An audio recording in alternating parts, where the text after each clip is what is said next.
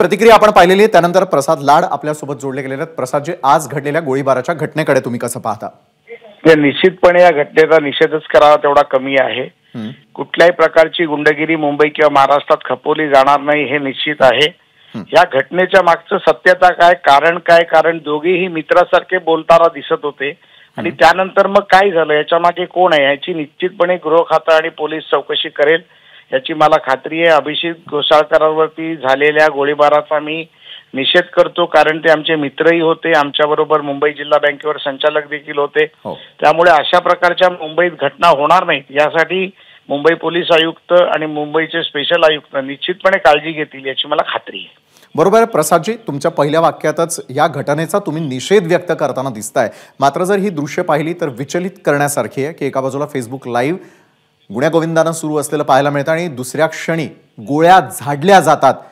नेमक्या अशा घटनांवरती आता आळा घालण्यासाठी आपण मिळून काय करायला हवंय असं वाटतंय प्रसाद? नाही, यामध्ये मला असं वाटतं की नुसतं लोकप्रतिनिधी नाही तर सर्वसामान्य जनतेने देखील या विषयामध्ये एक वेगळ्या प्रकारची जनजागृती जनतेमध्ये करण्याची जरुरी आहे आणि अशा प्रकारच्या गुंड प्रवृत्तींना पुन्हा एकदा ठेचून काढण्याचं काम केलं पाहिजे अशी माझं फार स्पष्ट मत आहे। आणि निश्चितपणे या मागे कोण आहे, कारण ते फेसबुकवर एकत्र बोलतायत, हसताना दिसतायत, जे आपण दाखवताय फेसबुक, आणि त्यानंतर गोळीबार होतोय। मग याच्या मागे कोण सूत्रधार होता का?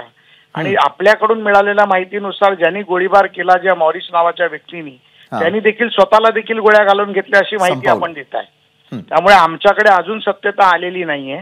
ज्या वेळेला सत्यता येईल त्यावेळेला अजून त्यामध्ये बोलू, पण निश्चितपणे मला वाटते की मुंबई पोलीस यामध्ये कोणालाही सोडणार नाही। या मॉरिसनी जर गोळ्या घातल्या असतील तर त्याच्या मागे कोण होता, त्याच्या मागचं कारण काय, याचा देखील ठावठिकाणा घेतला पाहिजे।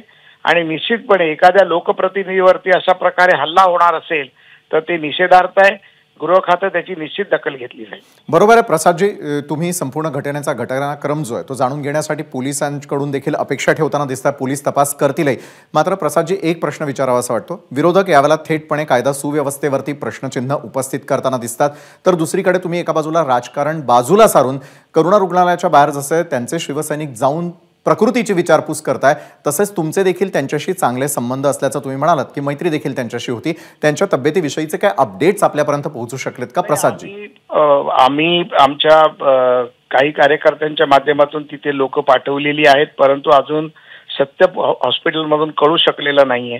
परंतु ईश्वरचरणी एवढीच प्रार्थना आहे की त्यांचा जीव वाचावा आणि पुन्हा त्यांना दीर्घायुष्य लागावं ही ईश्वरचरणी आम्ही प्रार्थना करतो आहोत। आणि या झालेल्या घटनेचा 100% निषेध करतो आणि निश्चितपणे याच्यावरती चांगल्या प्रकारे मोठी कारवाई केली जाईल। याच्या मागे कोण आहे हे देखील पाहिलं जाईल आणि मुंबईत किंवा महाराष्ट्रात अशा प्रकारच्या घटना पुन्हा घडणार नाहीत याची देखील गृह विभागाकडनं काळजी घेतली जाईल याची मला खात्री आहे। बरं, कायद्याचा वचक बसावा, कायदा सुव्यवस्था योग्य रीतीने राहावी यासाठी पुढचं पाऊल काय उचललं जावं प्रसाद? निश्चितपणे मला वाटतं की माननीय देवेंद्रजी फडणवीसांच्या काळात मुख्यमंत्री असताना देखील गृह खातं त्यांच्याकडे होतं, आता देखील गृह खातं त्यांच्याकडे एक सक्षम मंत्री किंवा सक्षम उपमुख्यमंत्री गृहमंत्री म्हणून त्यांची ओळख आहे। या झालेल्या घटनाचा निषेध तेही करतील याची मला खात्री आहे, परंतु निश्चितपणे याच्या मागे कोण आहे त्याला सोडलं जाणार नाही आणि त्याच्यावरती कारवाई केली जाईल हे मी फार ठामपणे सांगतो। एबीपी माझा, उघडा डोळे बघा नीट।